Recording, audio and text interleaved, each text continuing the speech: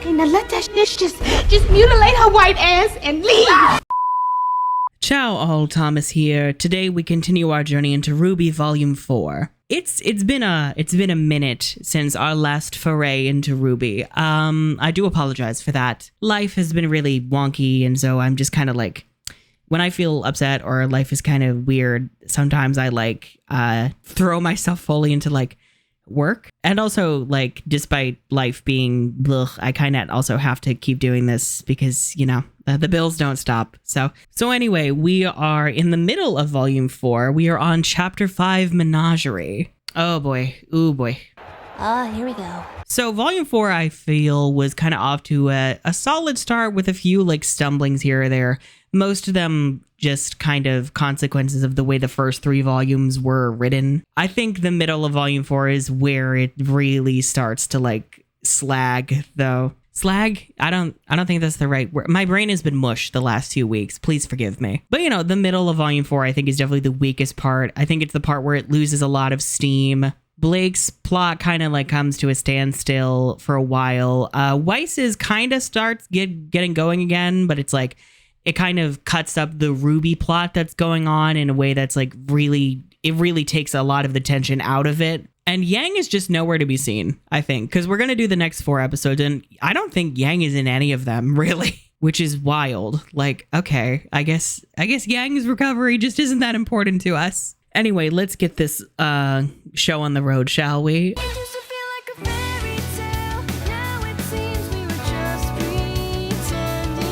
I will say, with what's been going on with me recently, let's just live. Oh, it hits. It really hits. Because that's all you can really do after, like, experiencing really bad shit is just keep going. The world keeps spinning, you know. I don't know. I mentioned this to, like, a friend recently, but it was, like, part of me kind of feels a bit of joy and relief in the fact that, like, when you go through something really horrific and tragic, it's like the world freezes. And some people get really bitter that other people aren't suffering also, that their lives are just going on as normal. I find a bit of relief in it, that the world is like not being cruel to everybody. I don't know. It's like the world takes turns on who it decides to like bully, I guess. It just happens to be me at the moment. And yeah.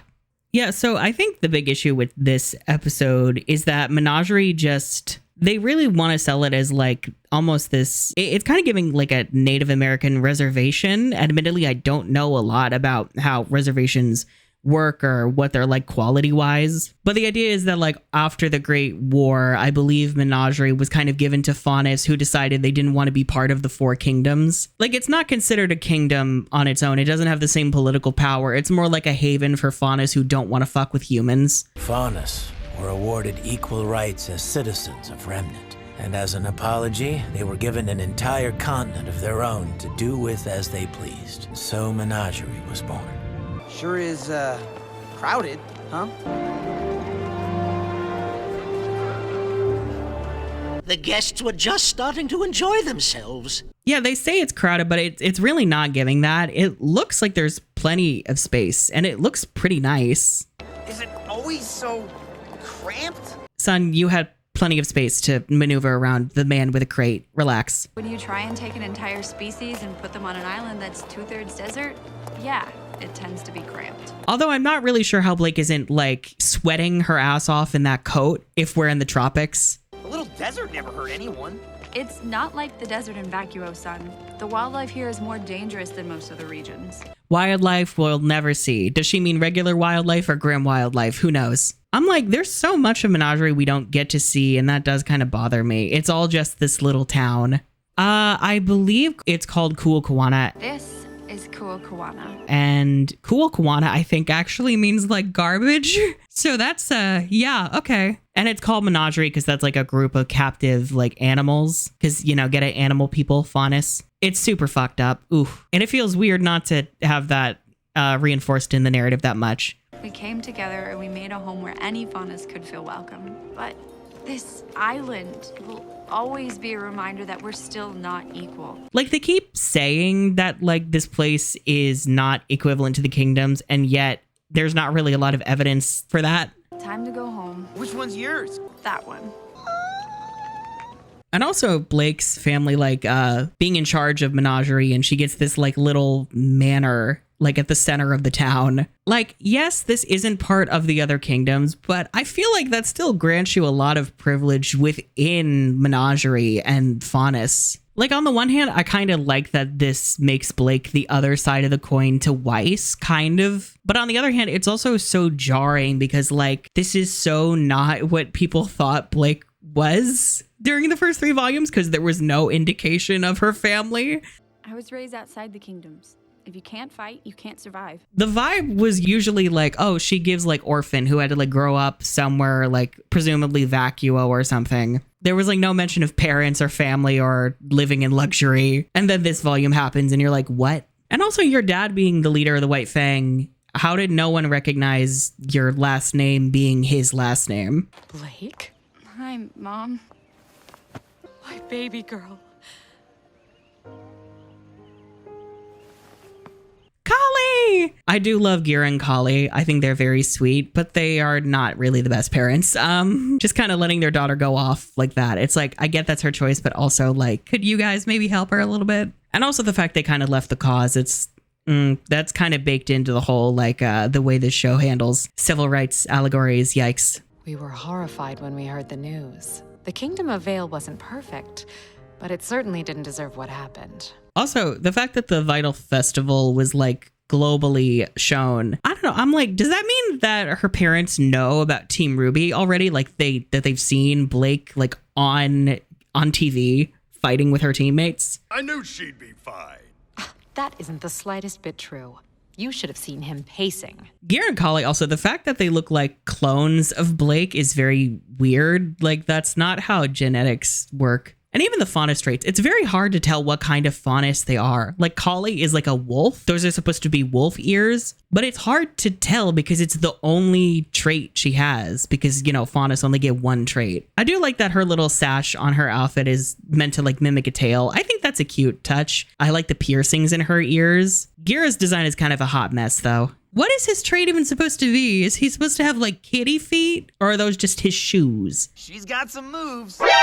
And what exactly do you mean by that, Mr. Wukong? Oh, yes, we must have overprotective dad hating the fake boyfriend trope. Of course we must. I like him. Mom? This tea is really good. Huh? Darn it, I completely forgot about the meeting. It's just been hard dealing with them lately. Dealing with who? The White Fang.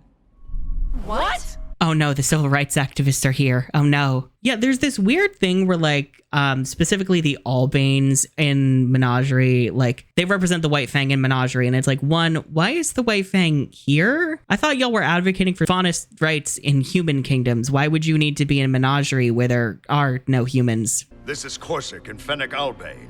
They represent the White Fang here in Menagerie now. Also, it's really weird because the White Fang is giving what white conservatives and reactionaries think like the Black Lives Matter movement is. But then the Albanes rock up and they're kind of more giving ISIS in the way that they're very like culty and terroristy. We're not nearly as ferocious as the media would have you believe. We've seen firsthand. Your fanatics slaughtered people. Also, don't think I didn't clock the fact that the Albanes are darker than the white as hell belladonnas. Shall we unpack that? Oh dear Jesus Christ. White people, I need you to stop writing these allegories without talking to people of color, please. The White Fang was at the fall of Beacon. They attacked innocent civilians, and they released Grimm into the school. I can't believe Black Lives Matter did 9/11. I'm so sorry. That's basically the gist of what they're saying, and it's fucking lunacy. Oh my God. This is fucking crazy, man. It has become apparent that the Vale branch of the White Fang is no longer operating under orders of High Leader Khan. Rather, they've elected to follow the rule of one Adam Taurus. But they could prove nothing until this latest incident. Incident? People are dead. Including Pyrrha, who Blake didn't really know or care about, and also Penny.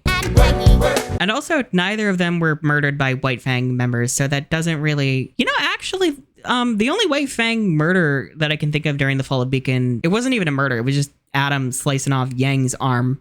That's about it. The White Fang did nothing wrong? Hey, how are you? And how can I be sure of that? We understand if you bear any skepticism towards these claims. The White Fang's tactics are admittedly more aggressive since you stepped down as High Leader and became Chieftain of Menagerie. I hate that my main thought is, why hasn't Sun gotten a new outfit through this entire conversation? Because I just don't care. I'd like some time to reconnect with my daughter. Why did Blake's expression give, like, fuck off, Kira? We were saddened when we heard of your departure from the White Fang. It is a wearying fight, after all. Who says I'm done fighting?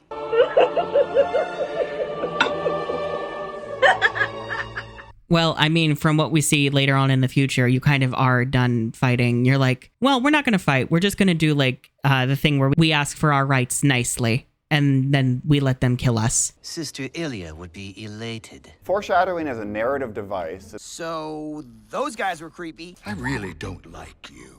Can we please stop acting like this running joke is funny? It's really not. Shall we inform Brother Adam? We shall. Don't fucking look at me like that. That's a weird-looking fucking cat. Oh no, you can tell they're evil because they're in lockstep. Why are you staring right at the camera? Stop looking at me, you freaks. Oh no, waitress lady.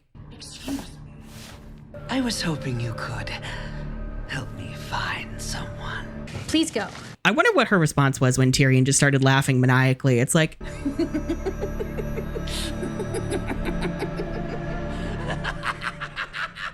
Sir, this is a Wendy's. Please leave. No corren in the hospital, cabrones! ¿Cuándo no has visto a niño que luce que esta es el primo grado? No, estúpida! Adiós, gracias! Dije que no corren! Yeah, that episode was... The White Fang stuff is really just kind of a poison. It drags all of its scenes down with it. I mean, cool, we got to see Blake's parents, but it's like, it's so jarring the way that it, like, contrasts with, like, Blake's character up until this point. We'll get a little bit more information of Gira later on, but it's like, Okay, and now chapter 6, Tipping Point. Another day, another adventure. Oh, Nora, I still can't believe I'm the only one who stands you. She's just so cute. Look at her. I love her so much. Haven is a lot farther away than I thought. Could you let us see the map to see how far away it is? Or are you still hiding that?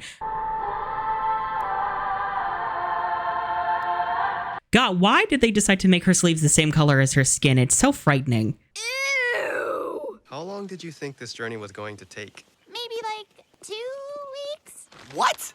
Okay, fine. 3 or something. Also, still wondering why they didn't take other methods of travel. It's like, did the fall of Beacon like cause a halt to regular travel methods to Mistral? That would be kind of an issue for anybody who was visiting Vale and having to go back home, right? I didn't think we'd be hitting another village for a few days. Are those buildings damaged? We should search for survivors. The fact that they throw the map on the ground and don't go back for it, I'm gonna... You dumb bitches. I threw it on the ground. The nerve to not only not let me look at the map, but also to throw it on the ground and not go back for it when you didn't have to. I hate you. How did Nora just do the ninja leap? What the fuck? Oh yeah, see, this is another thing, because like when Monty was around, he would think to like have them use their weapons to like propel themselves. But now they can just do ninja leaps on their own because physics don't matter. Oh God, Nora, that run was cursed.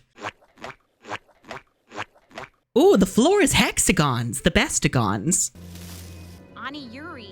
Never heard of it. You might think of it as Anima's Mountain Glen, had it never been completed. I hate that this is the most unique looking village thus far. Like rewatching Avatar, I'm kind of in awe with how all of their locations look so distinct and unique. And they're all like one-off locations that you barely see anything of. And there's so much more effort there compared to all of these villages that look the goddamn same. Years ago, the richest members of Mistral were unhappy with how the kingdom was being run. They pooled their resources together to build their own city. They hoped that one day, it could maybe even become its own kingdom. I know my parents did.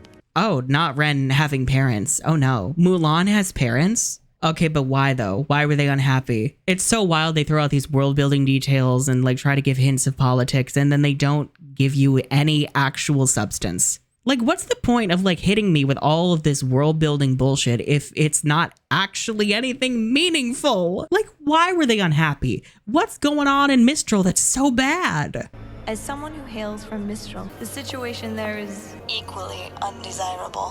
Whatever that means. What happened? What always happens. The Grim. The Grim! Not just anyone. One? The cannon fodder. The cannon fodder killed his parents. Okay, the way he said that was weird. Like, not just anyone, but the word anyone indicates a person. Like if you meant any one Grimm, you would say any one Grimm or any Grimm. You wouldn't say just anyone. What?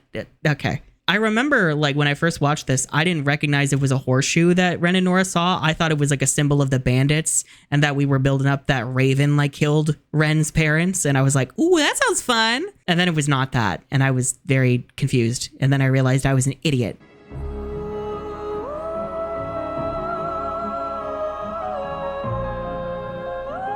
Okay, the singing transition to the moon, that's sick. That was sick. This kind of gives like the concert hall that Weiss was in the white trailer. Although interesting that all the bits that were white are now blue. I wonder if that's going to indicate anything.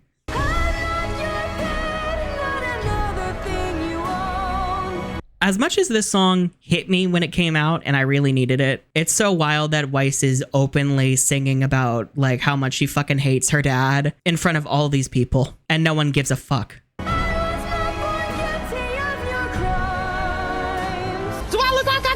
Because I don't. I guess that could be like commentary on the fact that society doesn't give a fuck what she's saying. They just care that she stands there and looks pretty and sings for their amusement.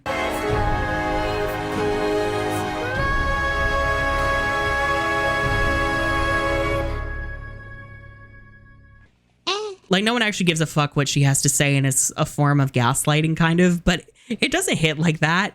It's just very funny in the sense that it takes you out of the story immediately. The fact that they let Jacques take White away from Weiss is actually insane. Like, okay. I feel like a lot of these scenes are kind of showing off the new animation. The shadows look really funky and weird, and I don't really like them. I don't know, the shadows just look too chaotic. We offer Faunas the exact same wages given to the rest of our mining staff. Well, I think the bigger issue here is our society as a whole. Atlas, Mantle, you can't deny the economic disparity between the two. Not the subtle dropping of Mantle. Normal people are like, what's Mantle? And meanwhile, RWBY fans are like, oh, well, if you watch the World of Remnant episode about Atlas, you would know. And it's like, oh, Jesus.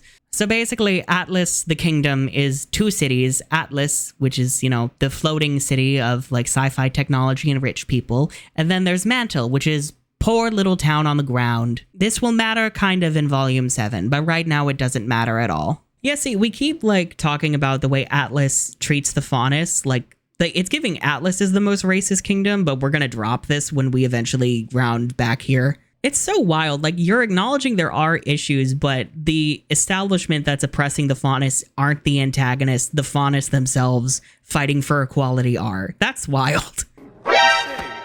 Where are you going? I'm just a little thirsty. I'll be right back, I promise. Look, no one asked them to move here. The piano rendition of It's My Turn is wild, though, I must say. Oh, hello, bargain bin Neptune. And that's saying something, because Neptune is already from the bargain bin. Beautiful. You two match. That was my attempt at breaking the ice. You are leaving a lot to be desired. I remember when everybody, myself included, thought Henry was going to be like a big important character because of his design. And then he was not. He only exists for like this one scene. And then so another character in volume 8 can reference him. That's insane. That's utterly insane. Kind of pricey for a painting. It's to raise money. Oh, really? For what? For what? No one cares. Literally no one cares. You know, honestly, it's kind of interesting the way that Jacques hasn't gotten Weiss some kind of suitor or fiance at this point. I don't know, because if we're going to have like misogyny here, one, it's kind of wild that Weiss is the heiress to begin with. Like, does sexism and misogyny exist in this world? But also, like, you would think he would set up a marriage with someone that he would trust to like carry on his legacy, that would follow his orders, to be Weiss's keeper, basically. Does it come as any surprise what happened to Vale? It was a long time coming, if you ask me. If they're so arrogant to think they can get by without proper kingdom defense, then I say good riddance. Shut up! I will say, this is pretty accurate to the way people react to real life tragedies. Some people just say the most heinous shit. And you know what? I'm kind of here for Weiss deciding, fuck all you rich bitches. You don't know what's up. You don't have a clue. None of you do. You're all just standing around talking about nothing. Worrying about your hair, your money, your stupid problems that don't mean anything. And this is why Weiss is the fan favorite, because she is the one who is really developed. Granted, all of her development was like off screen and, you know, not all that impressive, but it's something. which is more than we can say for the other three. You're embarrassing the family. I said let go!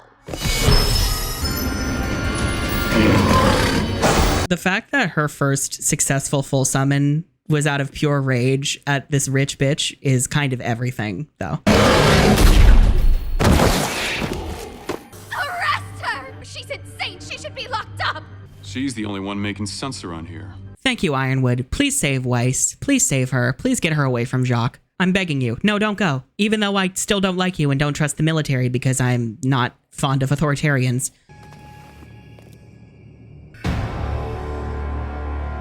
Ren has this spidey sense. He senses things coming. Oh my god, is he Momo? I think he might be Momo. Tyrion is, oh my god, he's wild. I'm still not over the fact his name is like a shade of purple, and the only purple he has is his venom in his eyes when he's about to sting someone. Like, really? His design is just a white outfit and then like a boring brown coat. Ugh. Y'all, can y'all have fun with your designs, please? His weapons being these like wrist blades that kind of are shaped like chakrams. I really like that. It kind of reminds me of scorpion pincers though.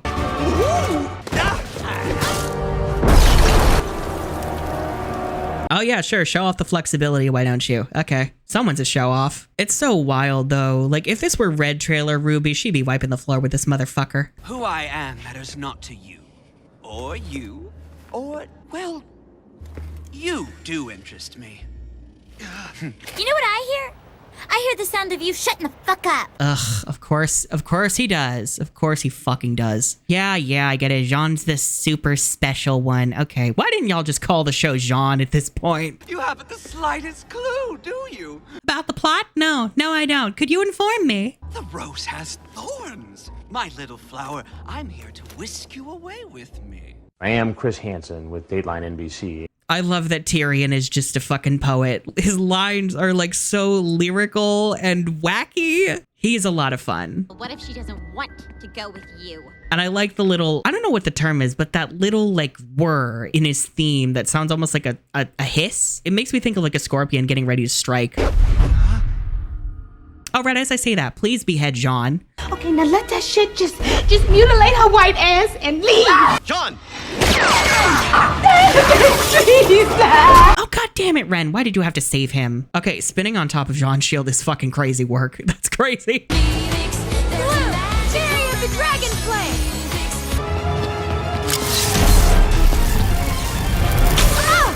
Ooh, okay. See, this was a cool idea because we've already established what Nora's semblance is. This Valkyrie's semblance lets her produce as well as channel electrical energy straight to her muscles. So it's like, oh, we know what's about to happen. See, this is how you do like proper setup and payoff. Granted, it's a little late considering we're 4 seasons in and it's minimally set up, but it's something.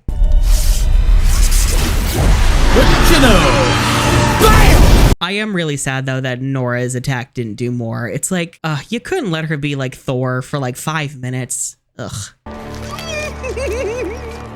Surprise! Tyrion's tail. How did Tyrion's tail hold that back? That's actually insane. He's a faunus. What is this about? The white thing? It's kind of hard to see his tail too. It's like, it looks pure black, so it's kind of blending in with some of the background. And none of the frames like actually had the tail as like a focal point fully in the frame too. So you almost don't even register that it's there. My heart and body belong only to our goddess. Cinder. Only in her wildest dreams. The fact that you think Cinder is important is wild, RWBY. It's fucking wild. Tyrion also being a scorpion faunus makes him a lot scarier to me. I've always been scared of like scorpions. Anything that's like venomous, I don't fuck with it. Don't let it near me. But someone this crazy and skilled also having venom is terrifying. A swift kick in the ribs. A what? Ah! My ribs! Oh, now Crow shows up. Where is he? Where has he been? Did he like sleep in or something? Or was he like getting drunk at a bar somewhere? The fact that Jean was just like resigned to RWBY getting stabbed. I'm like, really? I feel like, Jean, if you want me to believe your angst, you would be willing to throw your life away to save RWBY by jumping in front and taking the hit. If I die buying them time, then it's worth it. They're the ones that matter. And then you don't. And I'm like, okay, fuck you then. You're worthless. They're the ones that matter. Smooth entrance, I will say, even though you're very late. So fun intro for Tyrion, I suppose. It is weird though, pacing wise, because we're not gonna immediately cut back to this fight. And I feel like that kind of sucks a lot of the momentum out. But you know, whatever. Weiss's story is finally moving in a direction. That's good at least. I feel like these episodes would benefit if they weren't like cutting between characters. If instead we just had episodes focused on one character and moving their story as much as we can within one episode. I feel like we could get a lot done. I don't know. I think it's possible. I think it would be more effective than like the constant cutting between all these different scenes when we have so many characters we have to follow. And now chapter 7, Punished. Oscar, supper's almost ready. What are we having? Doesn't matter. You're eating it. I never agreed to these terms. Yeah, okay. Getting back to Oscar does make sense, especially where we left him off. But right now, we were in the middle of a fight, to quote Team Bronze. We're in the middle of a fight! I never thought I would quote Team Bronze. Look at what this show has done to me. Honestly, Oscar's aunt is giving Sora's mom from Kingdom Hearts, and I find that kind of funny. Sora, dinner's ready. Come on down. Sora? Oscar, I've decided you're not real, so you might as well just give up. I understand how you're feeling. I went through the same panic and confusion. I've decided I'm losing my mind. Me personally, I feel like this scene could have waited until after the Tyrion fight. I'm talking to a voice in my head. I didn't say you were normal. I said you were sane. Oscar's carpet is so pretty. Look at that pattern. Ooh. I really like the use of orange and green with him. Like the way that the oranges and greens are swirling together, like in his design, in his eyes, even in like some of the parts of his bedroom, like the carpet. Look, when this show uses color, it uses color, which is a shame because it only does that once in a blue moon. I wish this weren't the case, but as I've told you, our aura, our souls are combined. I suppose this is following up on the whole, like, what happens when someone's soul is, you know, thrust into somebody else's. Like, you know, the question of if Pyrrha successfully had Amber's aura transferred to her, what would happen? Her aura. Her life would become intertwined with yours. The question is, what's that gonna do to you? I guess this is kind of an indirect answer. Do you think you could describe the headmaster's office? It's autumn colored, with a large mahogany desk, with a tea set that I gave him. Why do I know that? Why did I say that? Because I helped build that school, and the tea set was a gift to the man running it now. And Oscar recalling a memory that's not his. Ooh, that's cool. This feels like a psychological horror, man. It's so weird though, because we keep going back to like how fucked up this is, but it never feels like we fully unpack how fucked up this really is and the toll that it must take on Oscar and every Oz that's come before him. Also, interesting that he mentions autumn colored, considering that Mistral is the spring maiden. I don't know. It's like part of me wishes the kingdoms had season aesthetics. I mean, I guess they kind of do, but not in a very strong way. The only ones that feel like really strong are Atlas for winter and Vacuo for summer, because, you know, icy tundra and desert. Oscar. Stop talking to me! I have a grave responsibility to uphold. We both do. Never agreed to anything. I feel so bad for Oscar though. But that's the thing. It's like Oscar's character is really just a punching bag. He's there to suffer. He kind of feels like the poor man's Roxas in that sense. Oz mentions that Oscar doesn't want to spend his whole life on a farm, but it's like, what does Oscar want though? But I know you don't want to live the rest of your life working as a farmhand in Mistral. So you just decided to read my thoughts? They're our thoughts now. Like, it's not enough to vaguely gesture at like Disney princess wanting more things. It's another to like, what does he actually want? Also, what about Oscar's parents? Because he lives with his aunt. Is this connected to what happened to his parents? Do we care about his parents? I mean, I know the show doesn't, but you know. Yeah, and then the next time we see Oscar, he's just going to decide to leave. And it's like, it feels like there's a scene missing. Do you have any idea what your stunt cost us? And don't think I'm just talking about Lien here. Our reputation. Yeah, again, following up with Weiss, it's like, okay, I guess that makes sense. But again, It's like we're sucking all the momentum out of RWBY's story because they're kind of still in the middle of a fight. Like if you guys could just rearrange the scenes just a little bit, I feel like it would improve a lot pacing wise. Also, goddamn Weiss's room. Look at all those goddamn reflections. I don't want to stay in Atlas anymore. Young lady, I don't give a damn about what you want. This isn't about you. This is about the Schnee family name and your apparent insistence on dragging it through the mud. Weiss, have you considered that your father doesn't believe in women wanting things? But has the concept of women having choices gone too far?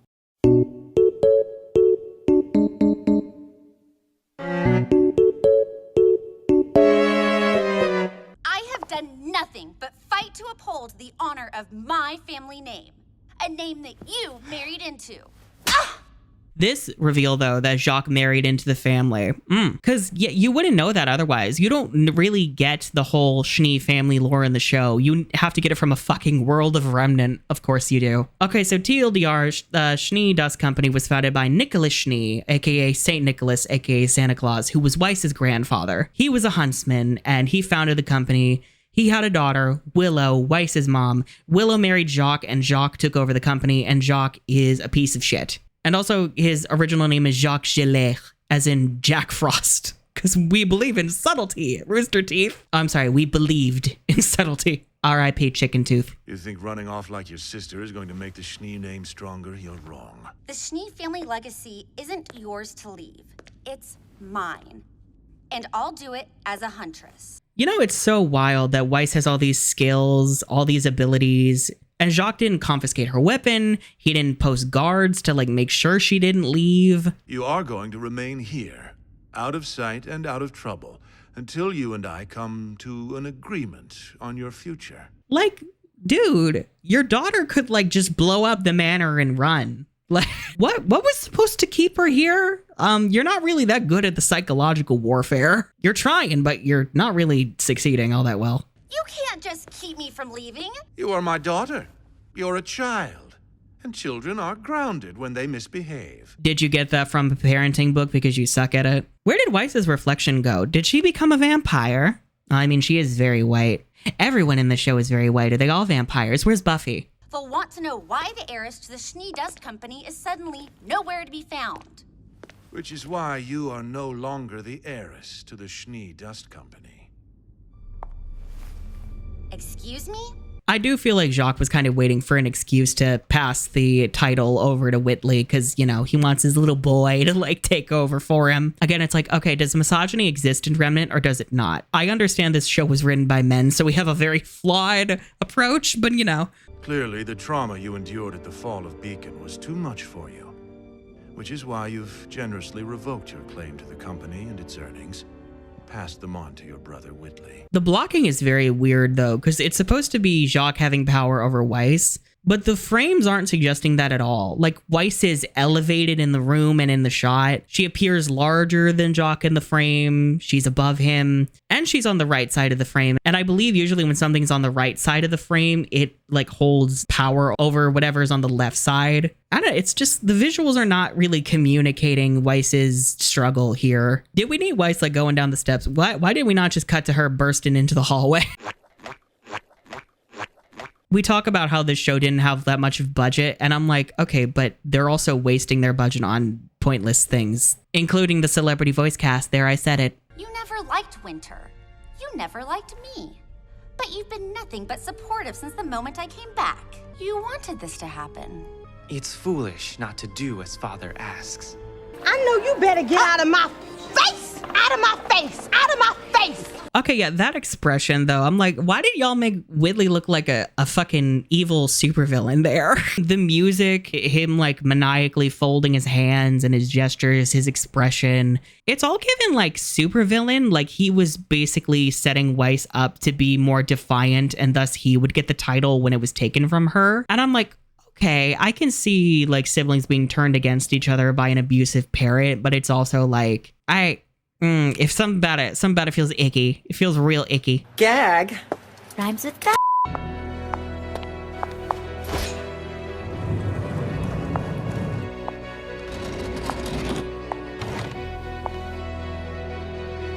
Yes, moving furniture, so it's all crooked. I understand that she was doing that to like make room for her training, but like in the moment you're like, you're making things crooked as an act of defiance?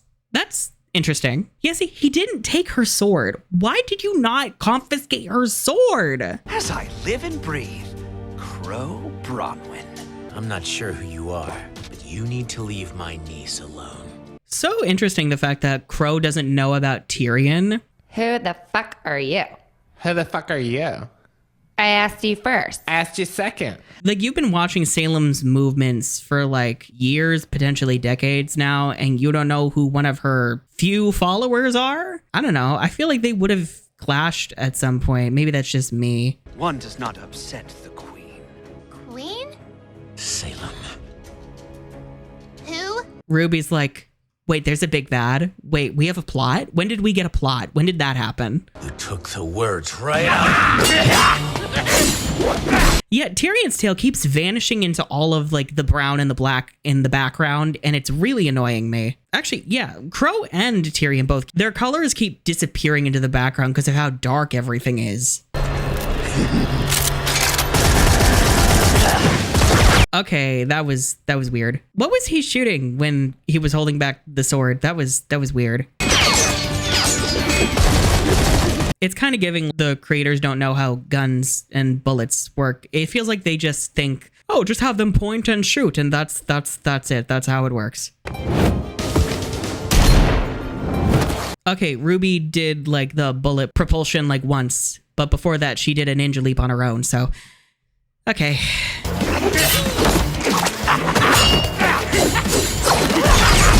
Oh, your tail can just stretch as far as you want. Okay. Granted, it's making the choreography very fun, but it's also like, god damn. What in the cartoon bullshit? What in the Looney Tunes?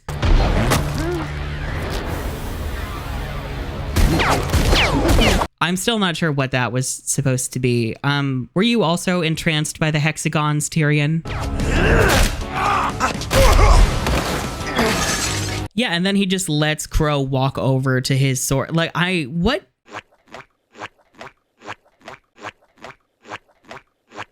What is this supposed to be? Why are you not doing anything?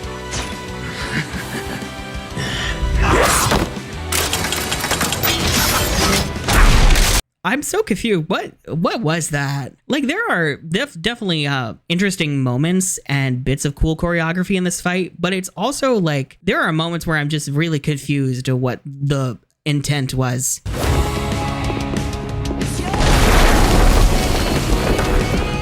Oh, time for bad luck charm. It's time for the music to once again better characterize the cast than the writing.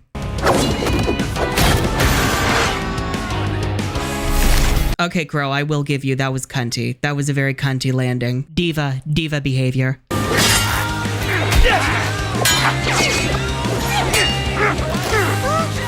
I get they're trying to show that Ruby is really inexperienced compared to Crow, but it feels like we really nerfed Ruby's fighting abilities for the sake of that. I feel like Ruby was better at fighting. I feel like she hasn't been as good as she was in the Red trailer since.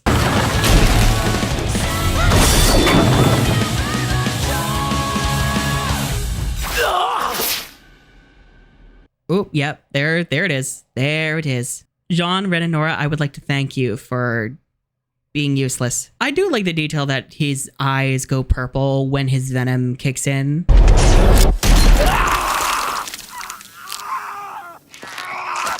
Also, damn, Ruby. You bitch! Oh, not... Ooh, okay, wow, all right.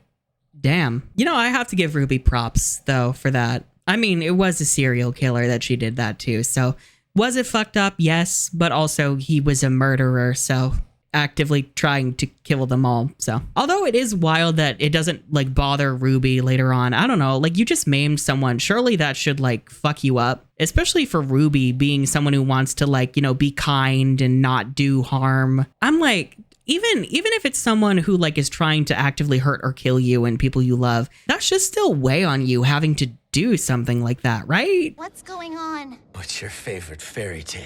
Oh, Lord. And finally, Chapter 8, a much-needed talk. aka, oh yay, exposition time. We get to learn what the plot is 4 seasons in, and I don't care. Let's just freaking do this, shall we? Why is the fire making me think of how to make mesh fire in Blender instead of a particle effect? I will say making a mesh fire is very fun. It's very fun. So these maidens. Oh, Lord. Oh, are we going to do that thing where we repeat exposition the audience already knows? Well, yes. Yep, here we go. Oh, here we go. RWBY, we know, we're aware of what a maiden is and how they work. You don't need to say it all over again. God damn it. Were we this desperate to pad the runtime? And that's what you were trying to do to Pyrrha the night the tower fell. You were trying to turn her into one of them. We explained the situation and gave her a choice, and she chose.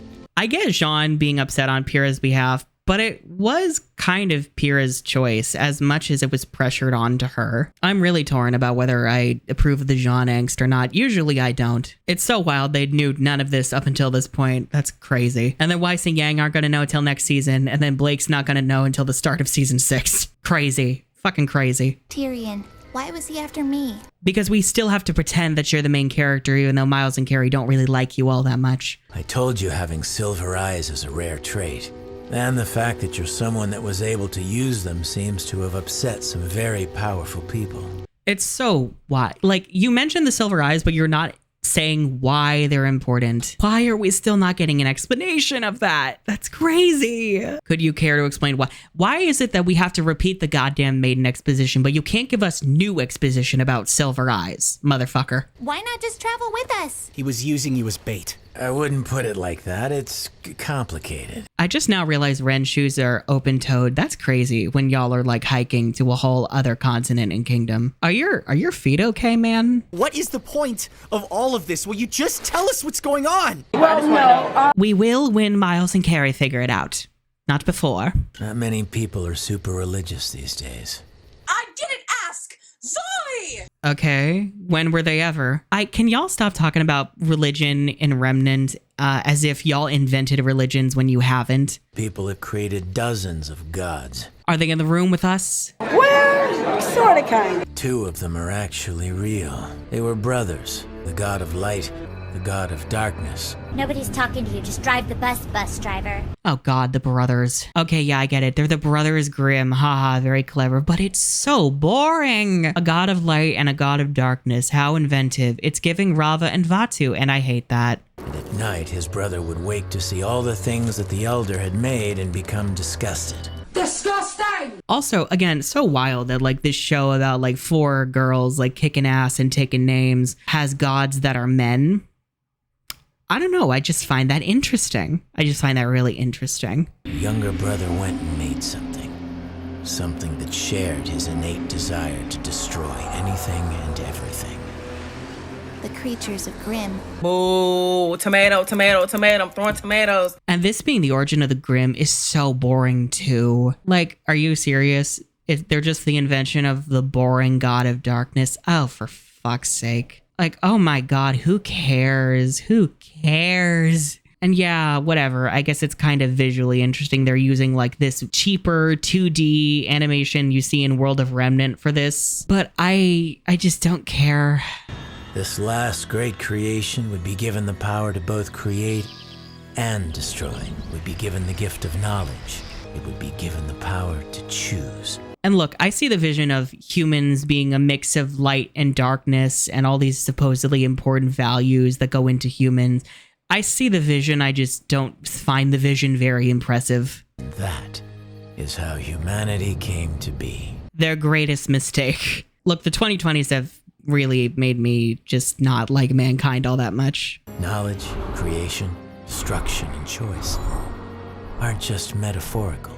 They're MacGuffins, of course they are. Okay, look, having important MacGuffins or whatever, that's not inherently a bad thing. These could work, but they're introduced so late in the game, and they're very boring. It's like they're... If someone were to collect all 4, they'd be able to change the world.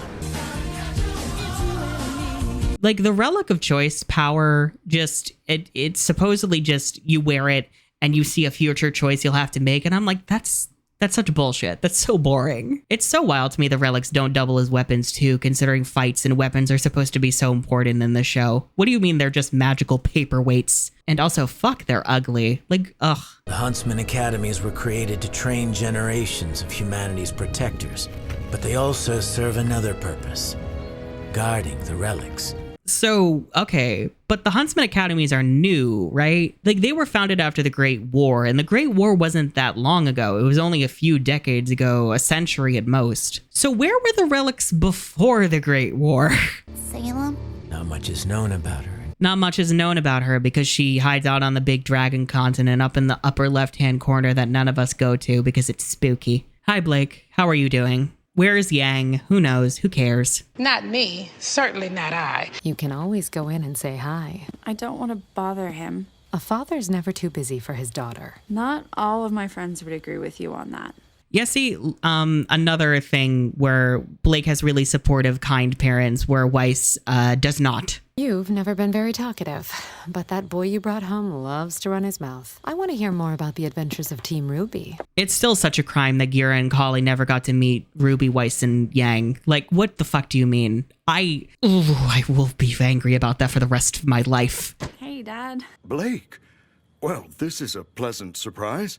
Doesn't he share a voice with like Eggman or something? I know his voice actor is quite prominent. That's wild. That's insane. Holy shit. Why do I feel like more of the budget went to these like prominent voice actors than like anything else? Don't worry, I've got it.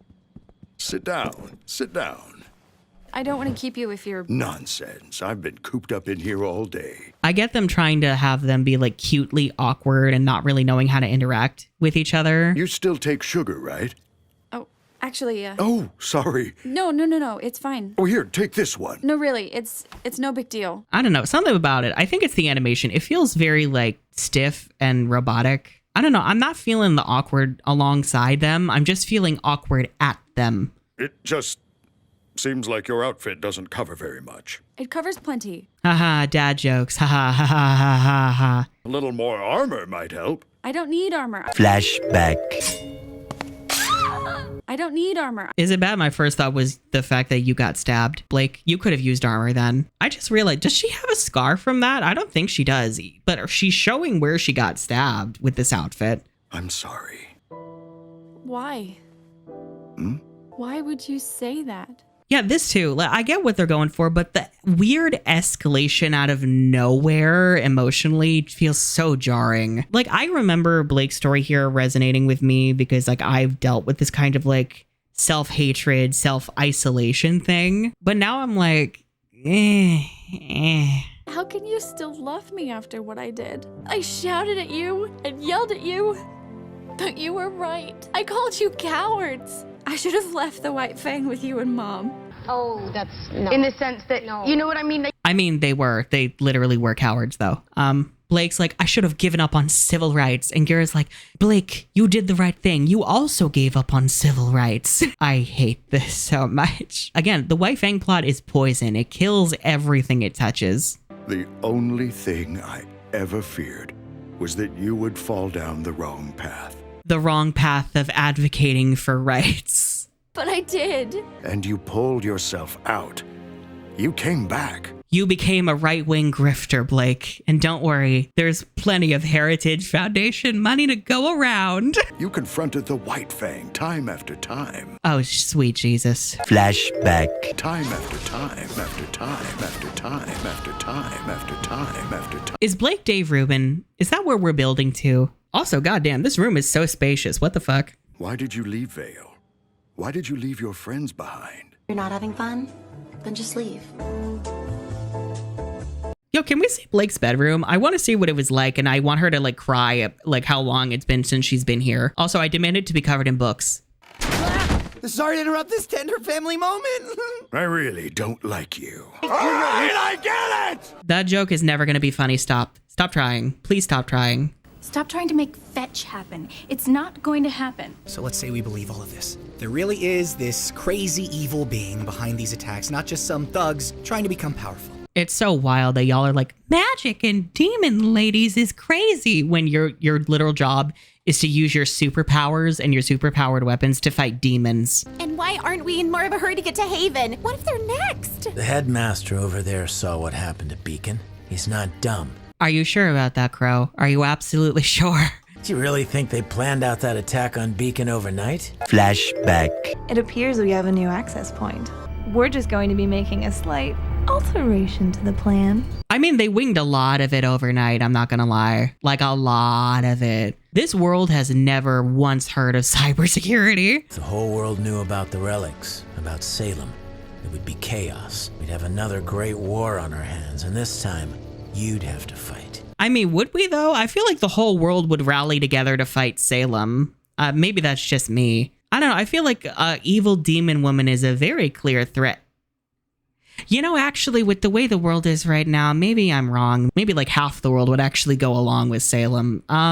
Again, the 2020s have not given me a lot of hope to work with. She's trying to divide us, humanity. And so far, she's done a pretty damn good job. I see you. I hear you, divide leitmotif. I hear you peeking through, bitch. Oh yeah, the religion thing again, because Crow wears a cross and so does RWBY. But it's like, what does a cross mean in Remnant? Because I'm assuming y'all don't have Christianity. Like, that's, you know, like what does it mean in your world? It's baffling to me. Atlas is going to be on high alert after the last attack, and Vacuo is, well, Vacuo. It'll be hard to hire thieves and scoundrels to fight against other thieves and scoundrels. The Vacuo slander needs to stop immediately. That's disgusting and rude. My semblance isn't like most. It's not exactly something I do. It's always there. Whether I like it or not, I bring misfortune. I guess you could call me a bad luck charm. Okay, yeah, Crow's semblance has kind of confused a lot of people, so let me just share the gist that I've got. The bad luck doesn't happen to Crow. The bad luck happens to people around Crow. It's meant to be an advantage because it's meant to, like, harm an opponent, but he doesn't get to choose who it affects. And part of me is like, I feel like if y'all actually cared about semblances and how they worked and how they were created, it could be like an internalized self-hatred thing where he believes he's a bad luck charm, so his semblance manifests it. But if he were to change his mindset, his semblance could evolve into something that didn't do that, instead of whatever this is. Okay, I will say, I like this little fire that's framing Crow. I think that's a cool shot. That's a very cool shot. Again, it's like, this is why Crow has always been very distant. Well, you are just a real bundle of help, aren't you? Jean, I'm gonna throw you into the fire. Do not test me. There's nothing else you want to tell us? Not tonight. I don't know. I feel like that should be a bigger deal. Ruby's like, wait, is this why you're like rarely ever around? Like, I don't know. I feel like Ruby should be recalling stories of when she was young, hanging out with Crow when weird shit would go down. Like, I don't know, maybe she or Yang would like get an injury or maybe something would go wrong. And she's like, oh, that's why, because of Crow's semblance. And he's been carrying that all alone all these years. Ugh. No concept of privacy, no respect for personal space. Blake slapping Sun is so, I hate this. I hate it so much. I think that was like a weird miscommunication thing, if I'm remembering correctly, which I'm like, how little do your departments talk to each other that this could happen? Like, Blake, you're literally doing like the physical abuse shit that Adam supposedly did to you, and you're not even like acknowledging that. I remember like fan animations recreating this scene, and they actually like dealt with how fucked up this would be. Look, I'm trying to help. I don't want your help.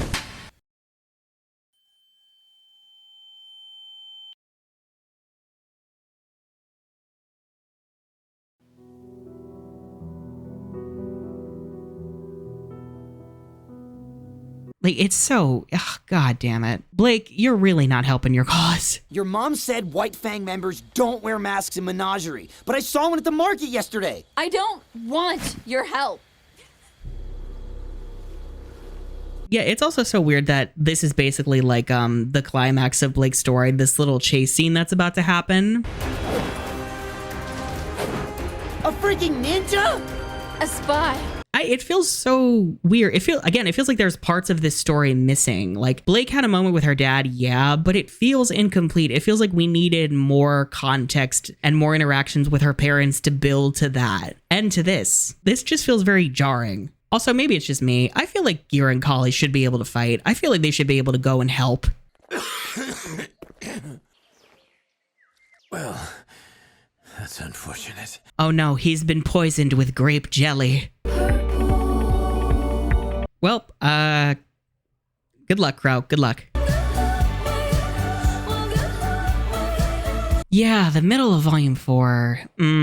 It had some like cool moments with the fight. Weiss's stuff was kind of interesting, but on the whole, it's like, a lot of these plots feel like they're suffering because they're just incomplete because we have to like chop them up and scatter them like through each other. And we didn't even check on Yang like at all. Like that's still so wild to me. Yeah. I don't have much else to say. I feel like I've said everything. Yeah.